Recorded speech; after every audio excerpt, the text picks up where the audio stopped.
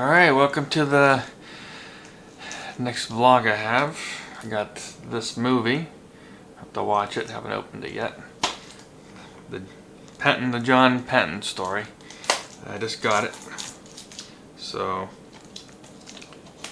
see how it, watch it later, see how it goes. I got it on Blu-ray.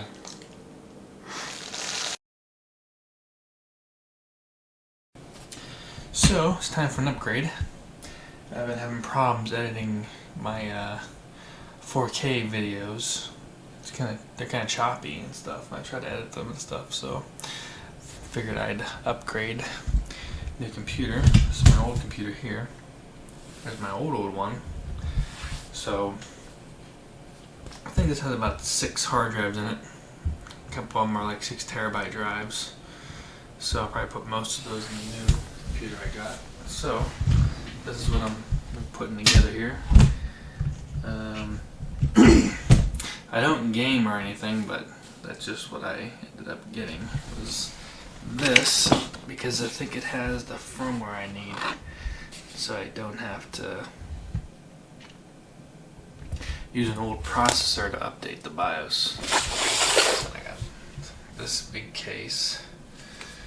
I got a Core i7 Extreme. It's got 10 cores and 20 threads. And a bunch of SATA cables. This is just some random video card. And this motherboard here supports NVMe, so it wouldn't have a fast boot, but I had this 480 gigabyte SSD that I have never used, so I'm just going to use that for my boot drive. And it's got a power supply, cooling, and then 32 gigabytes of RAM. So now I just have to put it all together and probably pull some drives out of the other one and put it in this one, and it should be good to go. And hopefully, well, should be much faster than my current computer. So there it is. So I'll put together, and I've got 2 6 terabyte drives in it and the 480 gigabyte SSD, which is the boot, and I ordered 2 more 6 terabyte drives. So you still have I have my old server there. Still has some very old videos on it, some of the original videos. And over here I have my last computer. It's got right now 2 drives in it. And I've taken, I got 2 of these other drives that I've taken out of it, which are 2 terabyte drives, 2 of them. So I'll probably try to copy some of that onto the new drives and then put those drives back in that computer there. And so I still use those 2 computers, then I remote into them mostly. And I have another computer upstairs. I'm not sure if it has anything on it, but I'm probably going to throw it away. So I'll probably take out the drive and get stuff off of it. But it's I think I bought that one in 2006. It was a Pentium D. Yeah, I always end up being like this though. I usually end up having several computers. I've always had several computers hooked up with my stuff on it because I don't really like to migrate to a single computer right away. So I have my one computer I set up new, and then I still have my old stuff on my other computers, so I still log into them sometimes to get that stuff off. And eventually sometimes I copy it over. So eventually I may copy it over to this, but not right away.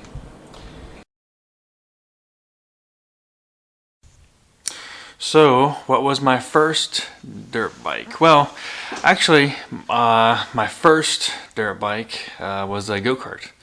So, when I was in 3rd grade, my dad had built me this go-kart, and it only had one speed. It actually had a little foot pedal, and it kind of hurt your foot a little bit because you had to put your foot in between two bars to move the gas pedal.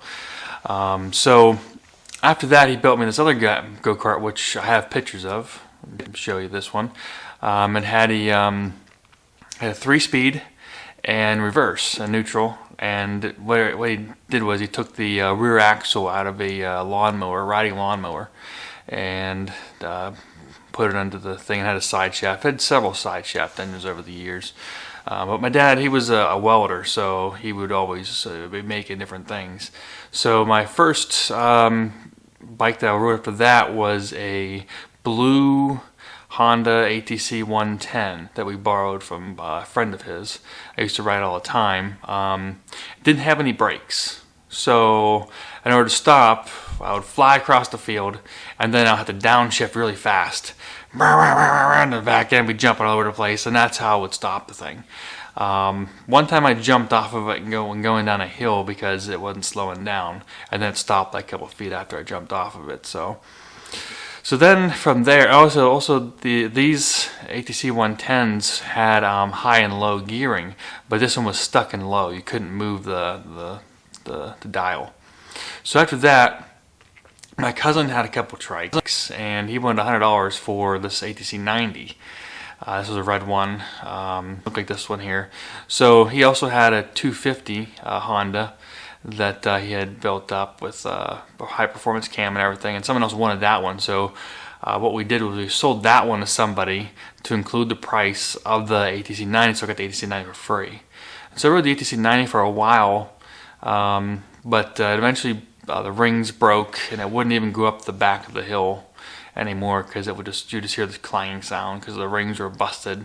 For some reason it still ran, but the rings were beating the crap out of it. It wouldn't go anywhere. It didn't have any power. So so then after that, I eventually got my first dirt bike, which was this bike here, and this was a Kawasaki KE100. So that is my first dirt bike story.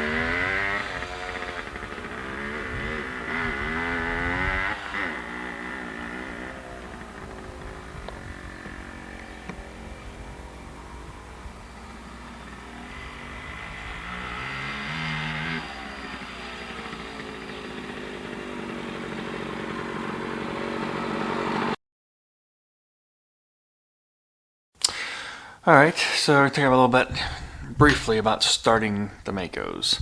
So, bring you over here, show you this bike right here, which is the 86 Maico 500, which is actually just a 490. But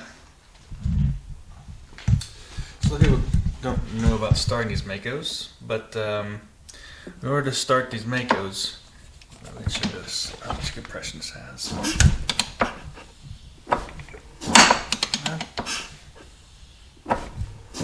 So, as you can see, it's got some decent compression. So the thing is, it's extremely difficult to start this bike without using this compression release. So unlike the Kawasaki KX100, the CR500 and those bikes, you can start them without a compression release. You just put them top dead center, kick them over, and they usually start up. That doesn't happen with these Maicos. They don't start. So if you put this at top dead center and try to kick it, it actually doesn't even feel the same. It feels weird. It has a really weird feeling.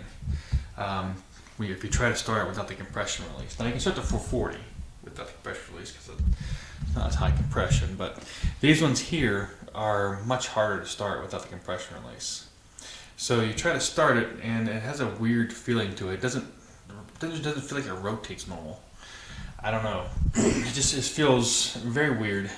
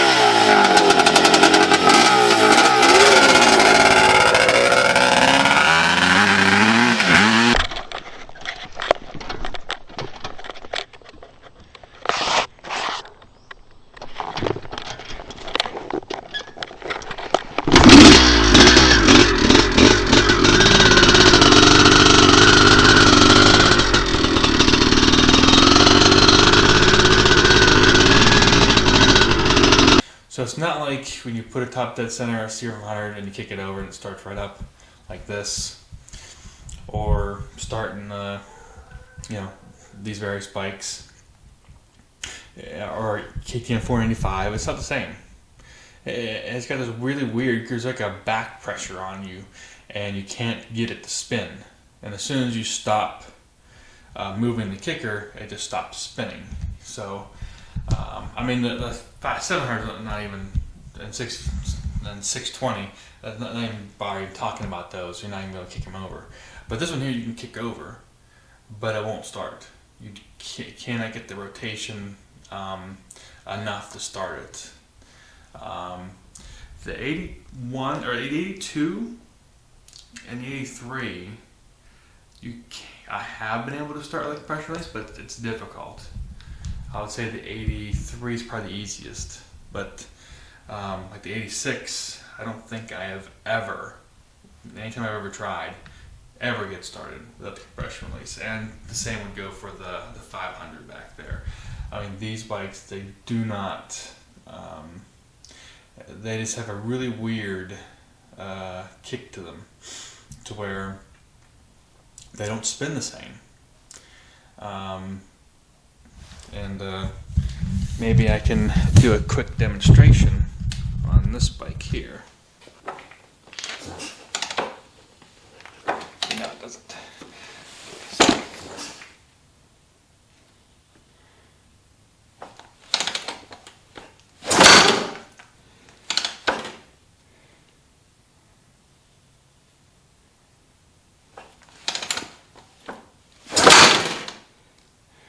See how that is? I don't know if you can hear it, but it stops rotating as soon as you get down the bottom of the kick.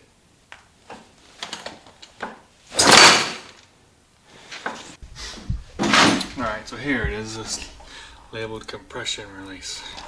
So in here I have compression release parts. There's little keys and stuff. But what I bought here, I need to put into my Mojo Flight Vest. In fact, there's another video I'll put out some time of going over what's in Mojo Flight Vest and updating it. So, on all of my bikes, the compression release is cable operated. But what happens if said cable breaks while I'm in the woods? There's no possible way, for example, I'll be able to restart the 620 without even drift starting it. If I'm even on a hill to even try to drift start it, it may be impossible to drift start without the compression release. So that's where this comes in.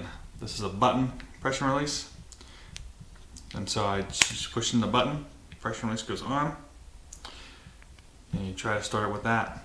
And you pull it out whenever it starts. So obviously I'm not going to replace it because I don't want to reach in there, push it in, start to pull it out every time. I want to use the pull, but this is an emergency. And so this would help me get back to the truck in case my cable breaks. So that's the whole purpose of that. And along with that means I need to take my special socket. So you can see this here is my special socket. I grinded out this here. And so this here, the compression releases, since the compression release, let's see if we can see it on one of these, but the compression release on one side, you know, first of all, has that cable, right? So you need to have that cable go somewhere. So the cable can go through this, as well as there's a bolt that sticks out on the side that puts pressure onto the tension on the cable. So that's why I took a 22mm socket, that's what this is, and a long time ago grinded out one of the side of it. So this is specifically for removing compression releases and tightening them up with the cable on. So there you go.